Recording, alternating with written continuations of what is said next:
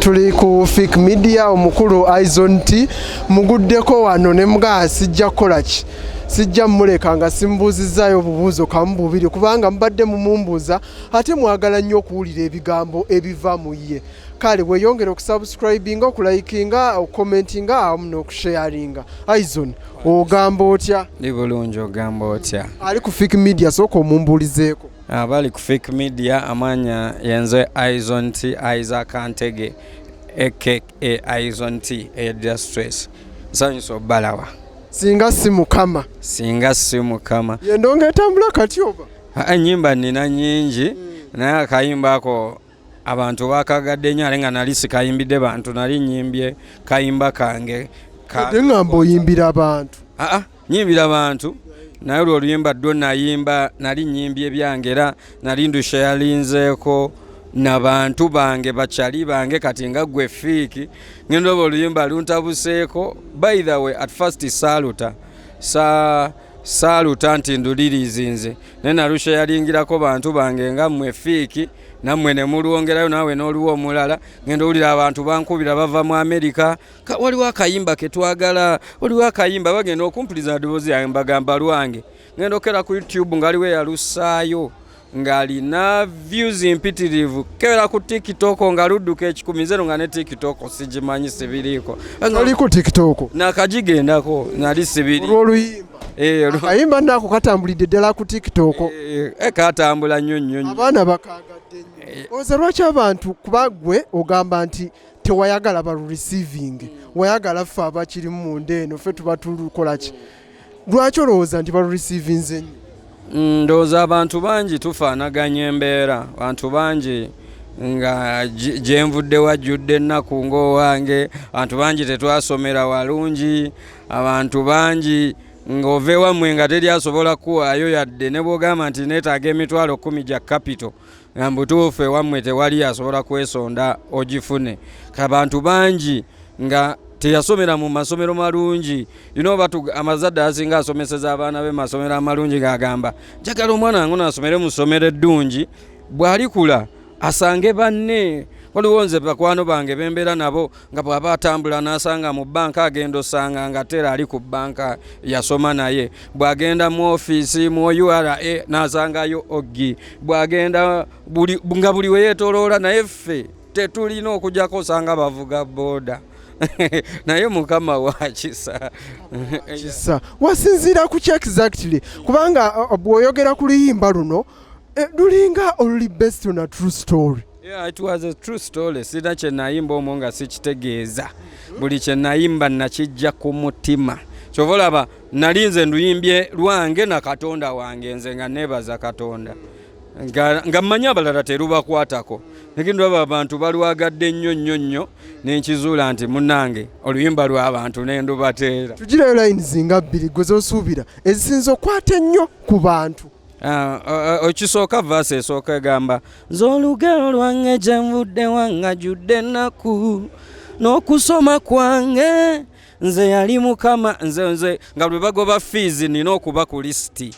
nga ekyo shuwa nga olumu sirinda nakunsoma ngenda eri mu batannasasula. Saasomera walungi tindisanga abe nasoma nabo nali mu busomero bwa layisi. Kati abasinga basomera masomero ga bbeeyi naye nze amasomero gange agamu tegali nawo kati waliwo maduuka we nasomera. Saalina connection tinina gwe mmanyi omuloodi. Lumu neetunuulira nali ku mulimu ng'ensi ekubye ne ŋŋamba saasoma kumalako. Famire yange terina bwejja kumpa kapito, sirinaayo munene gwe mmanyi mu nsi. Nenebaza Mukama kati nina abanene bemmanyi. Neŋŋamba naye Mukama mbeereddewo, Katonda w'abaana kwambeereddewo. Butuufu waliwo lw'otuuka ewantu n'olaba omuntu gwe wandyegombye ogenda okubuuzaako ate nga yazze gy'oli okubuuzaako n'ogamba ayi Mukama waabuyinza. Producer ki, video director ki?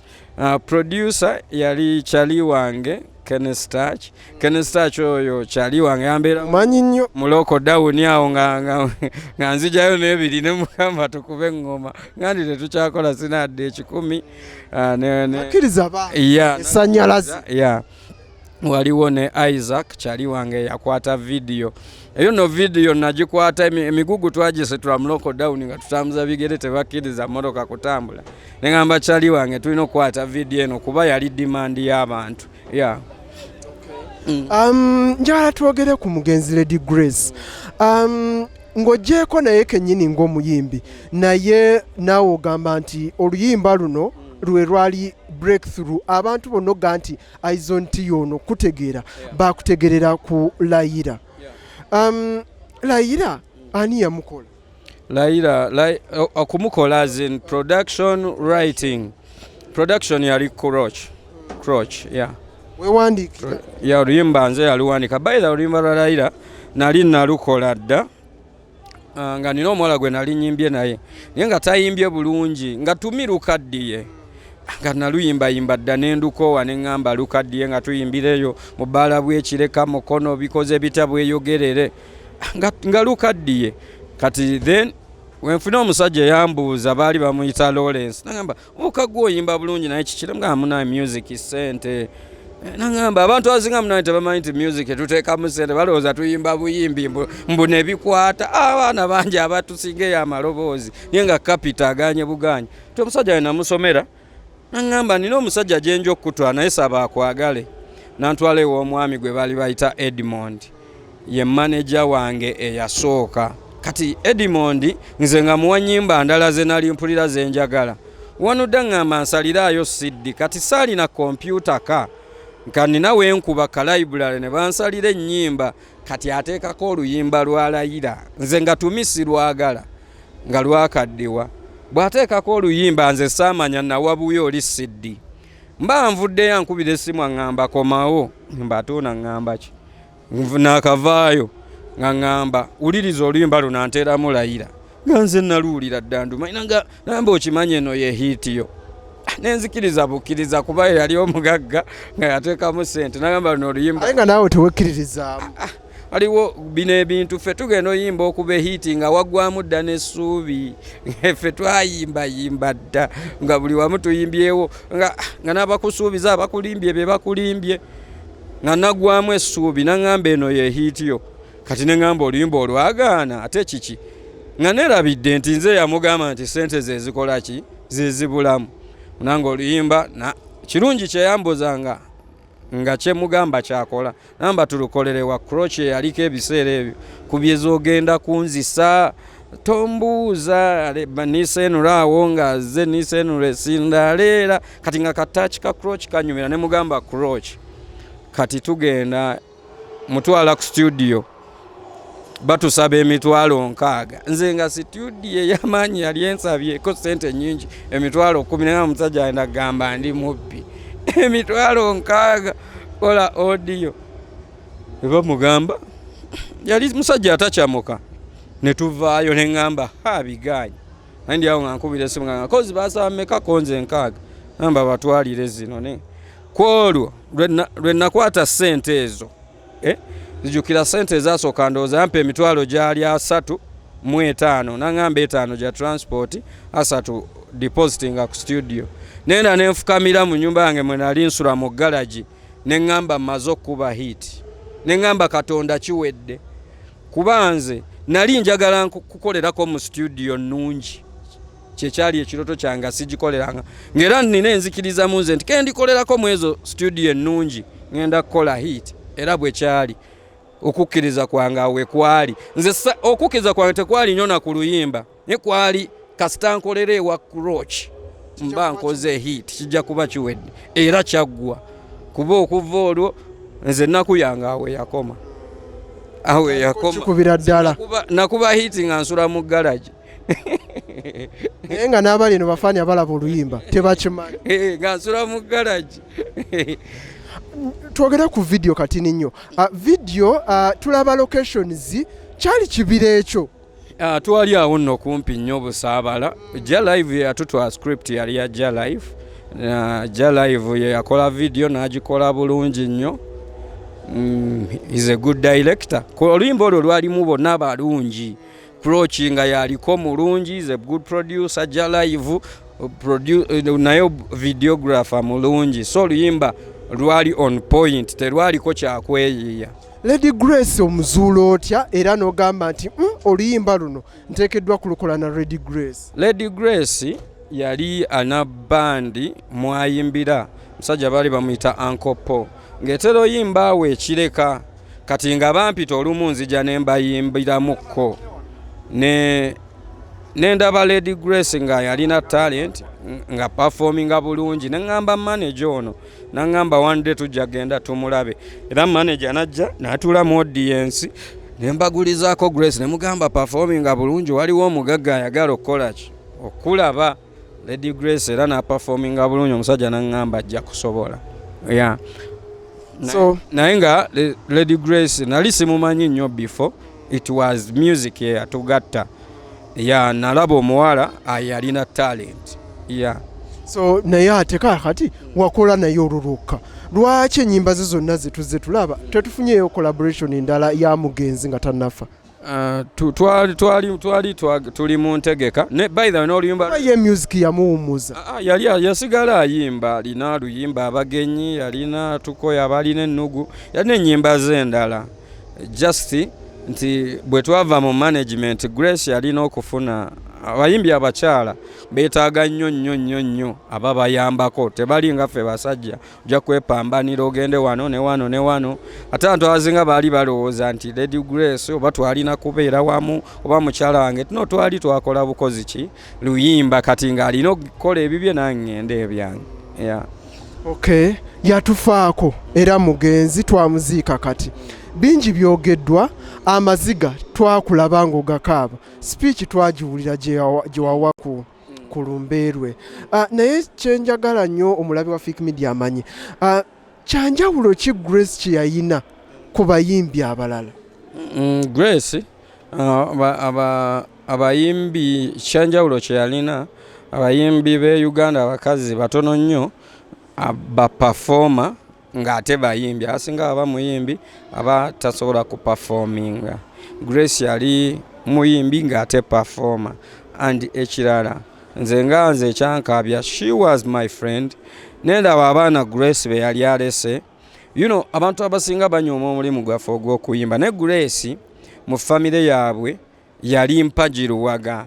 yatuuka ekiseera nga ye maama w'abaana be taata b'abaana be ningamba abaana bano Grace agenze banaasoma ekyo nze kye kyankwatako nempulira amaziga mu nze nga gajja ningamba kati abaana bano Grace adde apambana n'atoba olw'abaana bano n'abayiza ekyokulya n'abayiza fees nga neebuuza mu mutima abaana bano banaasoma omanyize nnumirirwa nnyo omwana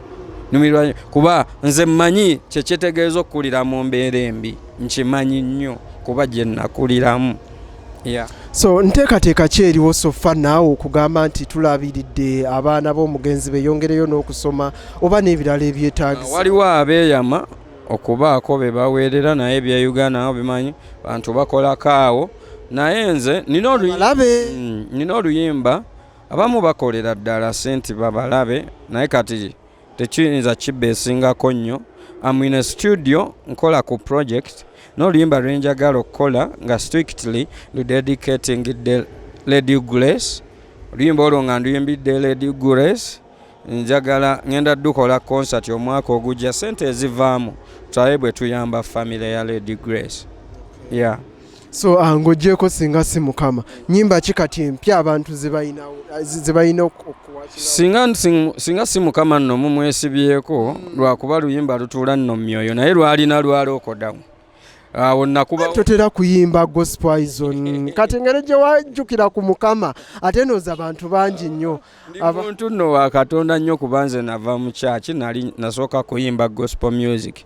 twalina group n'emikwano gyange babiri nga bagiyita Time Limit nga tuva mu Dominion Church eri awo mbuyana kati ekyaliwo ewa Pastor Robert Kaziwe so music namutandikira mu church bino byolaba nnyimba obulungi n'enjawula amaloboozi na music namusomera mu church n'enjawula we baawula aluto tena ku bass soprano we batambulira mu bidongo siringa n'abayimbi abatya okuyimba live nava mu stage mu church nga nyimba live so nti gospel music mwe nasookerera ngenda yimba nnyo gospel ngenda muyimba nnyo ki kyembadde nkugamba nti ennyimba bwe nava mu lockdown nenfulumya oluyimba lw'endongo nenfulumya nkufa bitole kati nina yamaawe ye abantu bambuuzo oli munyankole ng'ayimbye olunyankole nedda olulimi ng'era bwe tuyimba oluzungu ne tuyimbako ku luswayiri ne tuyimbako ku ki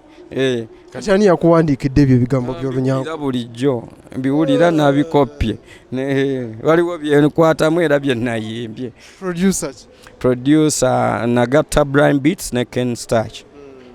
so video tugirinde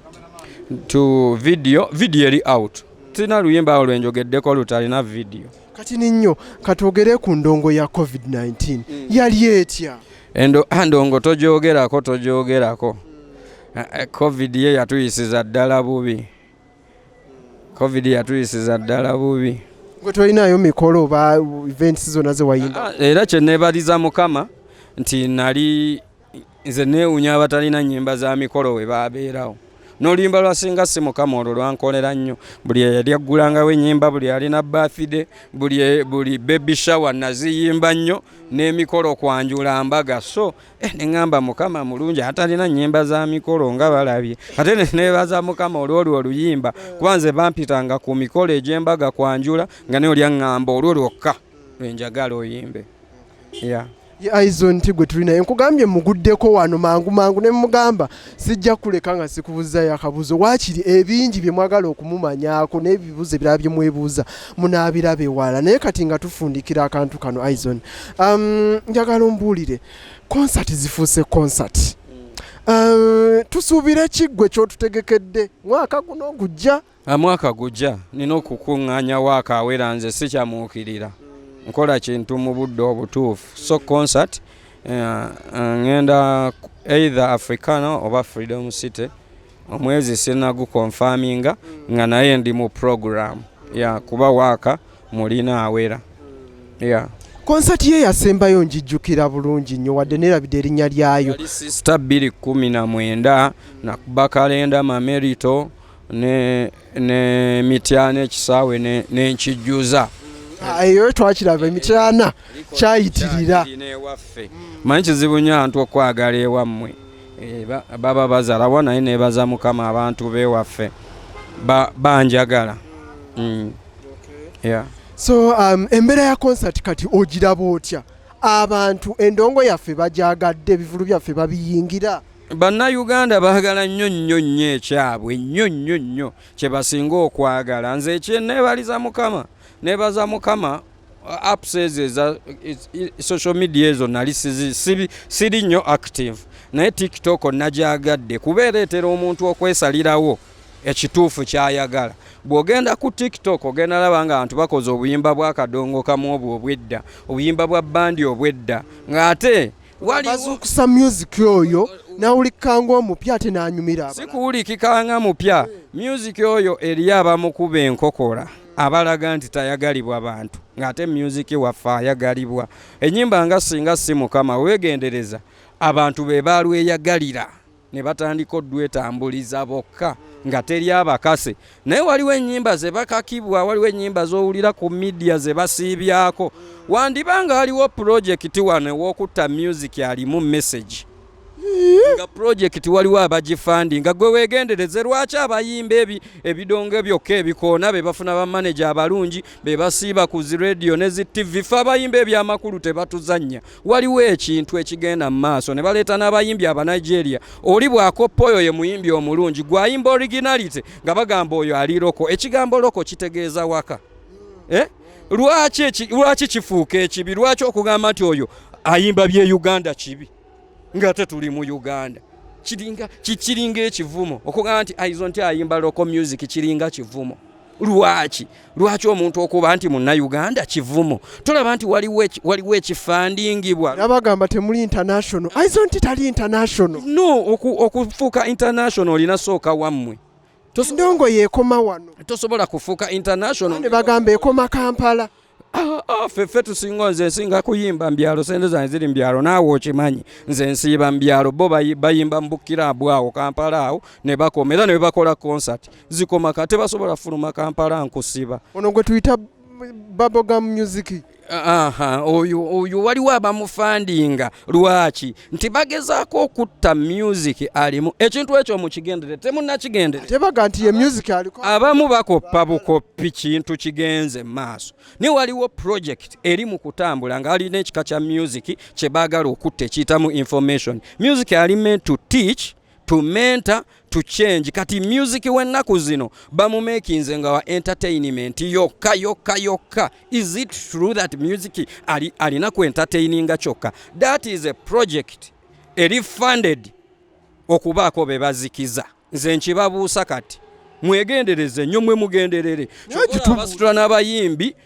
sinategeera ani akirimu naye nga kirina abakirimu batte music alina amakulu music afuuke nga bwa bidongo byokka lwaki nti omuyimbi ono ayimbye oluyimba singa si mukama kizibu nnyo abantu omumukyawa niwe omuyimbi akubye bobogamu omanya bumanya kasita ogamba nti oluyimba olwo teruddamu zanya wano ne wano aba akomi